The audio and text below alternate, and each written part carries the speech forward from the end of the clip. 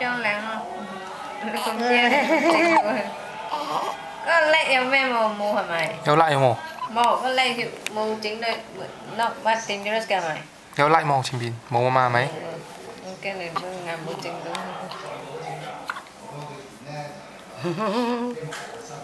Hơi kéo lại đâu.